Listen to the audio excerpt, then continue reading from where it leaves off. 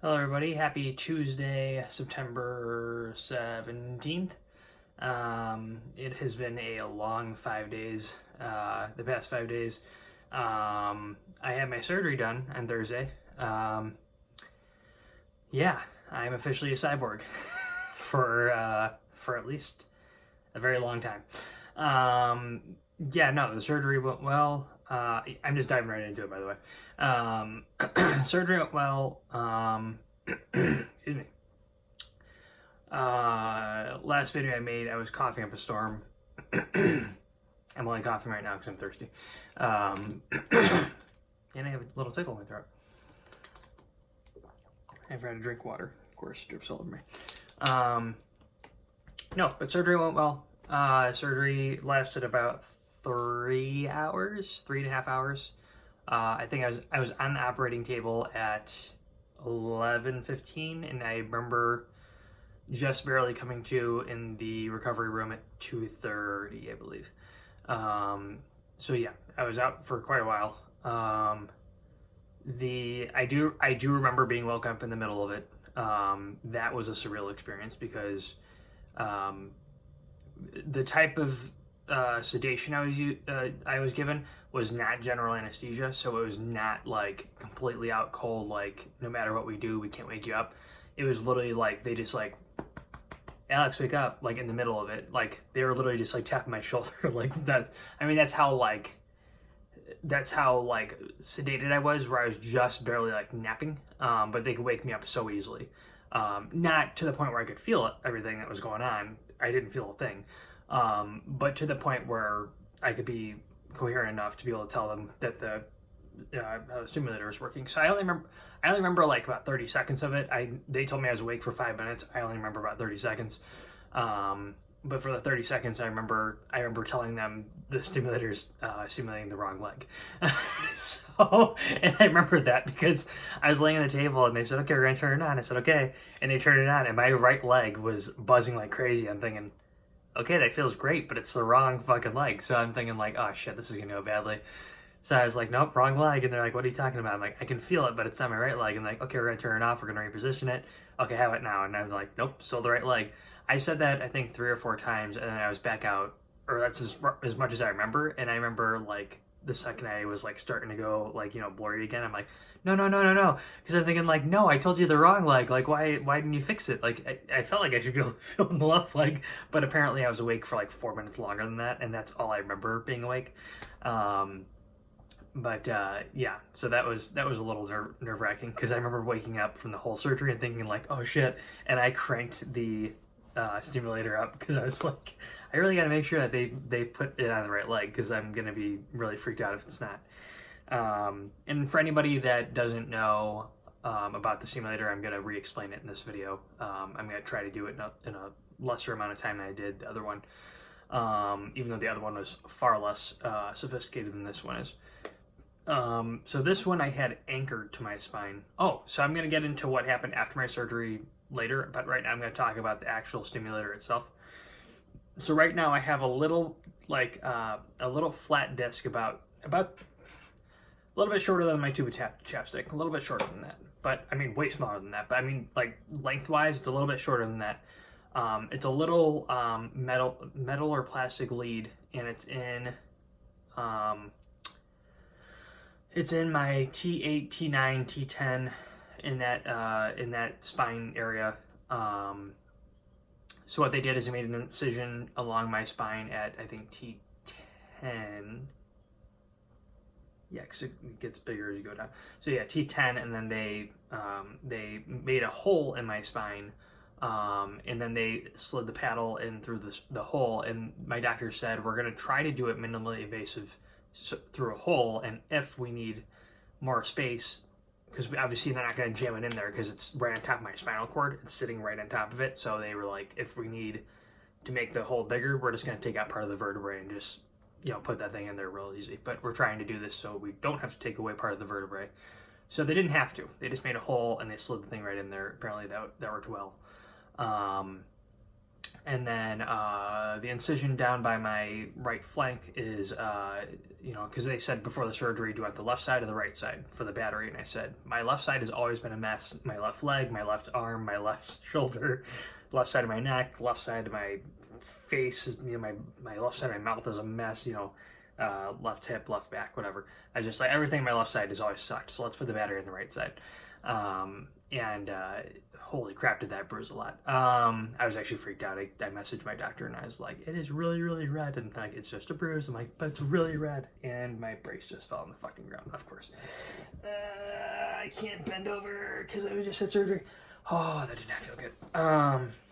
It's not a brace. Sorry, I'll explain that in a second. But yeah, so they put that in, and then they put the battery in, and then they connect the wires. Who the fuck knows how they do that? Because the actual stimulator and the battery are about, in a direct line, I'd say they're probably about 8 inches apart. Yeah, so they did all that, and then the battery is about that big. So it's, it's about the size of a cookie, an Oreo cookie. And yeah, so that's what's inside me right now. And the reason I had it anchored, because the traditional leads would have been the same as my temporary one. It would have just been 2 wires, and they would have inserted it into my spine, and they would have just left it there. But if I didn't have them anchored, I would not have been able to like work out vigorously. I would not have been able to, well, I still can't do that because my back is still a mess, but I wouldn't be able to play golf. Golf would have been gone. The reason I had it anchored, actually the main reason I had it anchored was to be able to play golf. I will not lie. I wanted to be able to play the sport I love still, and they said, you can't unless you have it anchored. And I said, then anchor the shit out of the thing because I'm playing again. Oh, it doesn't feel good still. I feel fantastic now compared to 5 days ago when I could not get out of bed, could not like tilt up out of bed without feeling like I was dying.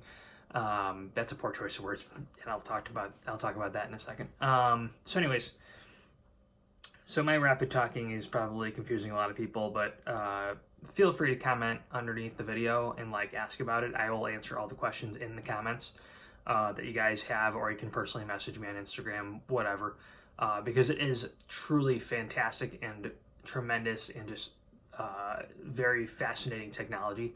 And I do, for people that have nerve pain or know parents or family or whatever, or friends that are going through nerve pain, please talk to me because I can tell you about this device, because it's relatively new technology. It's not like mainstream treatment yet. But it is truly, truly, truly just life-changing. My left leg is completely pain-free. It's been pain-free the entire time since the surgery. My back, however, is a fucking nightmare, but that was what I was told. My surgeon told me at the time that I scheduled the surgery back in May, he said, your first 2 weeks of recovery are going to be more painful than any leg pain you've experienced in the past 3.5 years. And he was not joking. This shit sucks. I have two incisions in my back, and they're both about 3 to 4 inches long. And of course, one of them is right along my spine, and then the other one is in like my flank hip, right above my waistline area.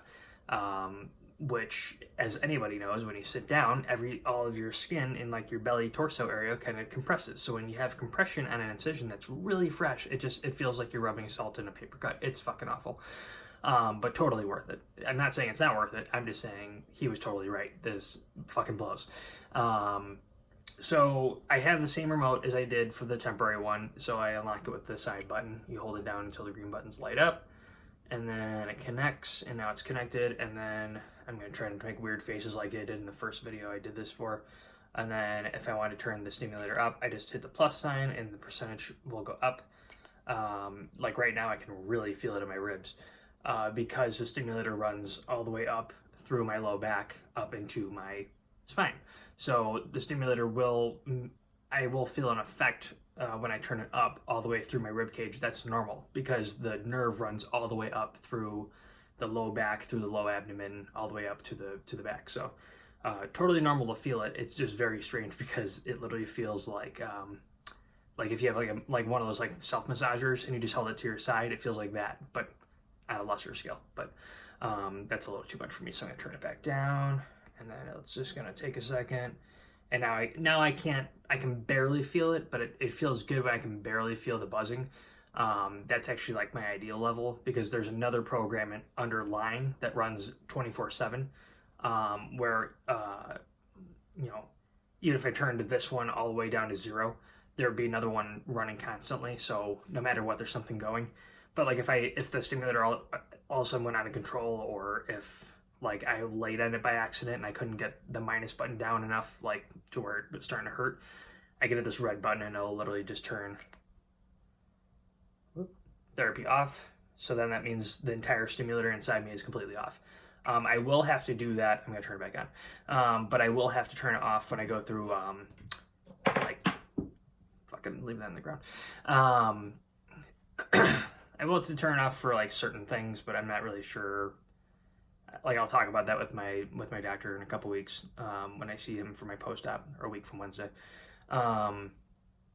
But because of this, I cannot go through metal detectors anymore. So when I go to like sporting events, like the giant like doorway shaped metal detectors, I cannot walk through that anymore, because of the frequency between between the remote and the device can get fucked up, or the actual device can actually get fucked up. And because it's electronic, and it's inside my body, I do not want to get electrocuted, because that is an easy thing to happen, because it's electronic and it's in my body. So, I mean, it's not an easy thing to happen, but basically I can't go through metal detectors because the magnetic force between that and the stimulator, because I have metal inside my body, I just can't do it. Even the wands that they have in their hand, that they wave them up and down your body, can't do those anymore. MRIs, magnetic resonance imaging, cannot do those anymore. Yeah, there's a lot of things I can't do anymore, but there's also a lot of things that I will be able to do, because my left leg works again, so I can actually start working out again. Not now, in a couple months when I'm fully healed, but you know, I can actually start taking long walks again. I can start lifting weights again. The biggest, most fucking amazing things that I can probably start swinging a golf club like the second or third week in November. My doctor said probably the end of October, but I'm probably going to wait a few extra weeks, just because I cannot imagine that I'll be in that good a shape by then, despite the fact that the recovery process is actually really moving along quickly. In just 5 days, I've gone from like a crippling amount of pain where I couldn't even sit up in bed to where I'm walking 1.5 miles every day. So truly amazing technology. It's crazy.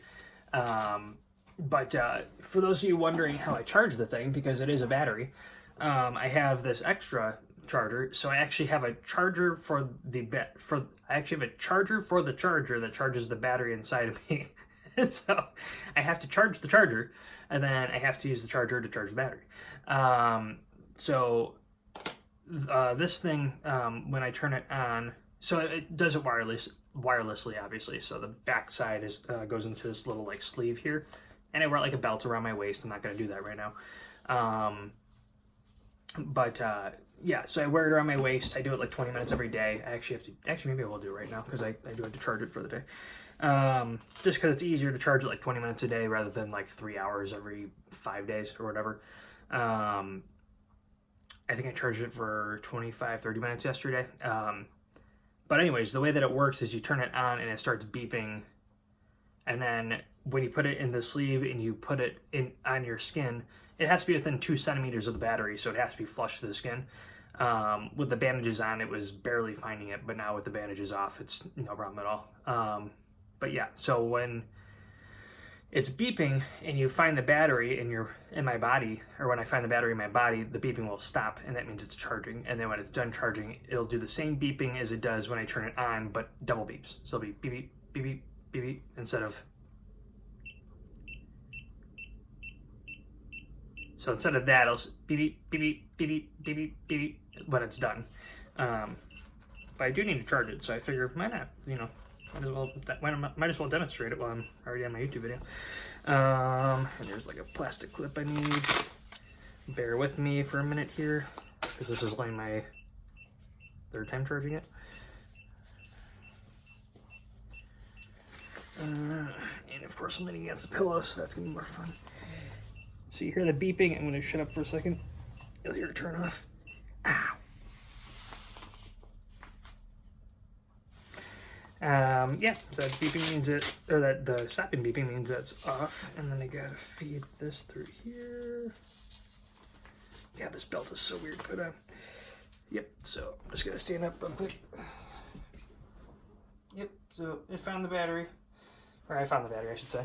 So now I just have to sit with this on for a little bit, until it starts double beeping, and then I know it's charged. It doesn't need to be charged every day. It's just easier to, like I said, to charge it because at a dead battery, Jesus.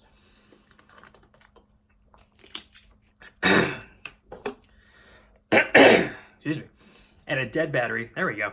At a dead battery, it would take like 2 or 3 hours to charge it to full strength, rather than, if I just do this every day for like 20, 30 minutes, I don't even have to think about it. So should have done it while I was eating breakfast this morning, but I didn't, so I'm doing it now. Because after I, make the video, I got to upload it, and that's going to take some time. So I have that to do. So I do that, and then, yeah, that's basically it. I mean, I just got to recover now, and that's going to take some time. But something super scary happened on Thursday, the day of my surgery. So I went down for my surgery, nothing went wrong there, and then I had my surgery done, nothing went wrong there. Coming out of surgery, this is really gross, but I'm gonna share it because I'm kind of proud of it. Coming out of surgery, like most people when they come out of surgery because of the anesthesia, they have a most people have problems going to the bathroom afterwards, like peeing. And I told the doctor, like, right when I came to, I was like, I need the urinal. So like I had like a plastic male urinal, and it holds 32 ounces of liquid in it. And I went to the bathroom, in bed, and I packaged the thing up, put it on the table, and the doctor comes in and goes, "Holy shit." I filled the entire thing. I filled like 31.5 ounces of this fucking bottle. Oh my god, I almost spilled it onto the bed. It was gross. But he was just like, holy, I don't think I've ever seen somebody fill that thing that full ever after surgery. I was like, yay, I feel like crap. I don't remember really coming to that much. I just remember filling up that freaking thing because my dad was like, oh my god. It was funny. Anyways, what happened later that night was not so funny. So I get up to my hospital room at like 4:30 or 5 o'clock p.m. and I got all settled in, and they were trying to get me, up and moving because I was only supposed to stay for one night, and luckily it was only that, but it was very nearly almost more than that. So I gotta wipe my eyes. My eyes are like really itchy right now because there's a bunch of like sweat and oil getting into them because I haven't been able to shower since the surgery. I get to shower today for the first day since the surgery, so I haven't showered in 5 days, so I'm kind of gross and oily and just gross. But Thursday night, I remember it was right at 7 p.m. They said, do you have to use the bathroom? And I said, yeah. So they said, we're going to try to get you up out of bed to use the bathroom. So they injected me with a bunch of like medication that was going to kill the pain. And I got up out of bed, and I went over to the toilet, and I started to pee. And I was like, cool, I'm going to the bathroom. That was the first time I had been up since the surgery, but it had only been 4.5 hours, 5 hours since the surgery stopped, since the surgery ended. So I'm standing there, my nurse was right next to me, and my nurse was like, are you doing okay? And I'm like, well, I honestly, I still have to go, and I'm still going, but I feel like really dizzy all of a sudden. And she's like, okay, it's normal. She's like, let's just have you turn around and sit down. I'm like, but I'm still peeing. So I kind of just like finished up peeing, and then I turned around and sat down, and I'm like, okay, now I'm really dizzy. And then I don't remember much after that. I don't mean to laugh because it was very scary. Because my nurse was like, Alex, you okay? And apparently I was keeled over like this, and I was like, and like my eyes were like really wide. And my nurse yelled out for help, and then she was radioing for backup. And then she took my pulse, and she took my blood pressure, and my blood pressure was crashed so hard, so fast that it wasn't even reading. They did the blood pressure thing and everything, and like it released, and just no blood pressure came up on the monitor. She ran it like 4 times in 10 minutes, and I had no blood pressure reading at all. And then she took my pulse, and she was like, holy shit. So she radioed like, I think she called code blue, and I was like, that can't be good. Like anything with a code in front of it, that's not good. So, you know, I do remember being in the toilet and being like, I don't feel good. Like I feel like I can't breathe. And she looked at me and she goes, that's because you're not. And I was like, huh? And she was like, you're not breathing. And I was like, what? Wait, what? And she was just like, okay. So she's like, she was freaking out. She's like, okay, somebody give me some goddamn help right now. So she's radioing like, I need every backup here. She's like, get me the paramedics. And then she radioed for Narcan. And for those of you who don't know what Narcan is, Narcan is, it's a drug they use to basically like when somebody overdoses on drugs, they'll use it to like wake them up when they're like basically on the brink of death or dead, and they'll try to wake them back up if they're not breathing. So she's like, get me Narcan, get me a paramedic, get me the paddles, or get me a defibrillator. And I'm like, okay, Jesus Christ. Like, so I start freaking out. I started screaming, don't let me die here. I'm not ready to die. My dad just runs into the bathroom and he's like, Alex, don't you die on me. Like, don't do this to me. And to see him just completely freak out because he thought I was dead was like not cool. I've never seen him that scared in my life. He was really distraught, and I was very scared because I was like, fuck, am I dying? Because the nurse is telling me I'm not breathing. I have no blood pressure. I cannot breathe on my own. My chest started absolutely pounding, or started feeling like it was caving in, and my whole left arm went numb. So I was like, fuck, I'm having a heart attack. So like, I just absolutely freaked out, and this is all true. I mean, my dad was there, but it's funny, I'm talking about this on YouTube because I told my dad, like, after it all happened, I'm drinking orange juice, and I looked at my dad, I'm like, this is going to be our little secret. Mom is never going to find out. Because my mom, when she finds out like that I sneezed, she's like, go to the hospital, you might be dying. I'm like, all right. If she finds out that I literally almost died, yikes. Yeah, so I was sitting on the toilet and they were holding me up, and then I passed out, and apparently I was out for about 40 seconds, and I was not breathing. And they gave me the Narcan, and I came to, but she was screaming, he's not breathing, somebody get me help, and I'm like, oh my God, I'm dying, like I'm dying on a toilet after I just had surgery that was life-changing. The ironic part of life-changing surgery is that it's going to be life-ending. Fucking fuck, like, no. But they gave me the Narcan, they got me, coherent enough to where I was literally sobbing, just screaming like, don't let me die here. And then eventually they're like, you're okay, you're fine, don't worry about it. And they took my blood pressure, and it was like 70/32. Like, it was like garbage. It was awful. They're like, your blood pressure sucks, and my heart rate was like 35. It was not good. I was not breathing, my heart was not beating, my blood pressure was garbage. I mean, I just had a complete they said I was just severely dehydrated, but I cannot imagine being severely dehydrated would almost kill someone, especially when I was in a hospital getting fluids all day.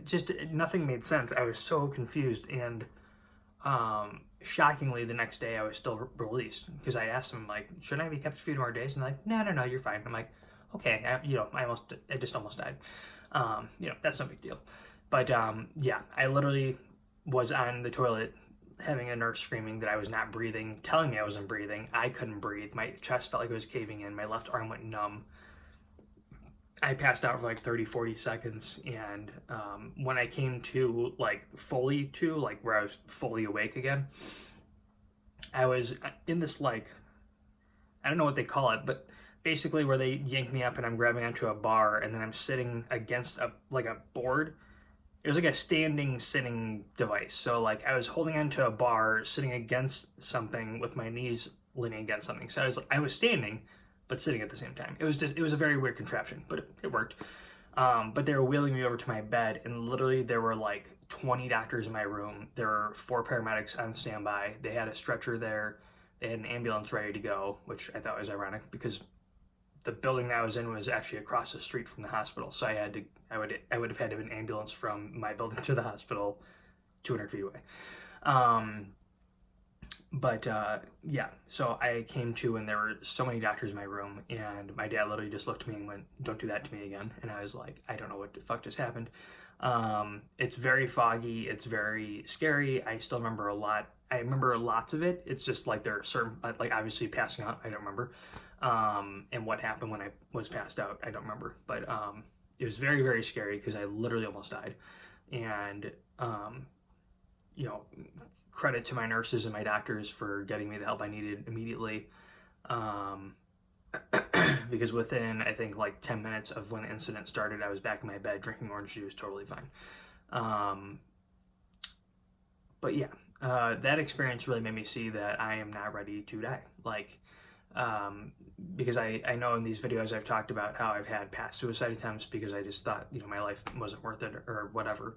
But at this point in time, I'm feeling so great about my life. And that moment just absolutely, well, those moments, those minutes of my life, I was just scared shitless that I was like, fuck, have I done all this work for nothing? Like, is all my life gone to this point? And then this point is where, my life just says, fuck it, we're done. Or my body just says, we've had enough, you've strained us out too much. And it just really put, the last 5 days, pretty much, I've just had a way different perspective on life. And I know I've said that like 500 times in these videos, but like now I truly do, because I literally almost died from surgery complications because they don't know what happened, but something happened in the midst of whatever. But I truly am grateful that I'm still here and that I'm still able to make these YouTube videos and I'm still able to breathe every day and I'm still, pain-free in my leg, and that this surgery recovery is actually going pretty well. And that I get to talk to my dad every day still, and it was just very, very, very, very, very, very terrifying that my number was just about up. And now I'm getting emotional. I thought my number was up. I thought I was done, and I was terrified. And I'm just glad that I'm still here. And sorry, I gotta turn my stimulator up because my leg is really starting to hurt right now. Yeah, sitting for long periods of time still doesn't feel great. But hey now. Oh, I forgot, this thing doesn't work when I'm charging it. Just kidding. Because when I'm charging it, it turns off. That's just kidding. So when I'm charging it, it's actually off. So that's why my leg is starting to hurt.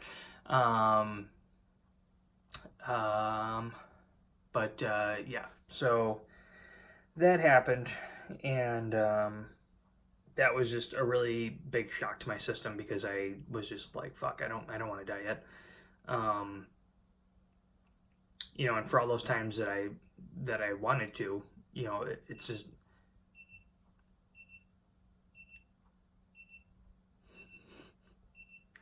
you hear the double beeps. That means that the battery's done charging. So hang on 1 second. I only needed 10 minutes today. I clearly don't need to charge this thing as much as I thought I did. Ow, ow, ow, ow, ow, ow, ow. Oh, those wounds are still fresh. Yeah, shut up. Okay. But yeah, so the fact that I almost died and the ow, sorry, pieces of tape are starting to really come off those incisions, and that's tape hurts. But the it put things into perspective that I don't want to be gone yet. And for all those times that I wanted to, it's just really, really scary to think that in a time now where I was absolutely horrified and terrified that I was going to be gone, that I was to a point numerous times where I just didn't care if I was gone. That's scary. And that needs to be talked about more. And this video, I want to talk about my surgery recovery, but next week I'm going to talk about, self-harm awareness, because that is something that, it is a hot button topic every day of the week, every second of the day, that just doesn't get talked about enough. So we're gonna talk about that. And yeah, so my next week is just gonna be more recovery. After that whole incident, well, I had one IV in the back of my arm here. Wait, is that it? No, it's right there. Red dot there. And then I had another one in the front of my arm right there somewhere. But then originally they were trying to go through my right arm, and the vein blew. So wait, let's see if I can get this twisted enough, but not twist up my arm. So yeah, that is still from Thursday. There you go. Nice big. Here, to give you some perspective, here's my hand. There's it's right next to it, so it's pretty big. That doesn't feel good. And actually, for the next 30 seconds, and I will talk all the way through it, so people know when to go back to the video. For the next 30 seconds, those of you who are squeamish, look away, and for those of you who aren't, keep watching the video, because I'm going to turn around and lift up my shirt so you can see what I'm dealing with here. Like I said, I will talk through it, so I'm about to turn around, so if you're squeamish, please look away, because I don't want you to throw up. But here, so that one, so there's the incision for my battery, and it's just very bruised around there. And I'm going to try to crouch down a little bit so you can see, whoops. Well, yeah, you can basically see it. There's the incision down my spine. So, so those are that. And then now if you're, if you turned away, you can come back to the video. I just wanted to show everybody what I'm dealing with. So I'm dealing with, I can't even uncover that top one because my shirt can't go up that high right now. But, yeah, so this was a very long video, sorry. But yeah, so that's going to be my next few weeks, is just recovering and getting stronger and healing and not pushing myself. But I am going to go bug my coworkers probably the first week of October, just to piss them off. And yeah, so next week probably talk about self-harm and suicide awareness. And I just really hope everybody has a good week, a good weekend, and enjoy the last full week of summer. Yeah, it's, oh god, it's almost noon. I gotta work on getting these things out at noon, like I actually said I was going to from now on. Yeah, just have a great week. Really just enjoy every moment of your life. Because as I saw, you never know when just something strange might just go ahead and take your life. But just truly, none of us know when our lives are going to end. So just please don't take your life for granted. Absorb every second of it. Enjoy every second of it. Try your best, for those of you who suffer from anxiety, depression, PTSD, suicidal thoughts like I have for many years. Try your best, your hardest every day, just to make each day a little bit brighter than the last. Because you never know. And it's just, I want everybody to be here for a very long time. And yeah, I just want everybody to know how much, life is worth it. And I'm very grateful that I made it past Thursday. And I will be here back next week. My Instagram will be in the description, and you can comment if you'd like on the simulator, on anything that happened in this video. I am more than happy to talk about it. Otherwise, I'm going to go sit in my chair and recline back and lay down again, because my back is killing me right now, because I just had the battery off for, a few minutes. Yeah, now it's back on. Sorry, got distracted, obviously. But everybody have a great week. Enjoy your week. And I'll see everybody next week, next Tuesday, on the 21st. Wait, what? No, not 21st, 24th. I just said this. Okay, you know what? I'm gonna go. 21st is actually Saturday. Ooh, Saturday I celebrate 30 months sober. The day before that, I get to go on a second date with someone that I just started seeing. And then the 21st, I'm having dinner with my fam, and Sunday I have the house to myself. Don't know what I'm doing then. And then Monday, Tuesday, I'll be making my video at some point. So just got a great weekend coming up, and I'm looking forward to it. Everybody have a great week, great weekend. See everybody next week.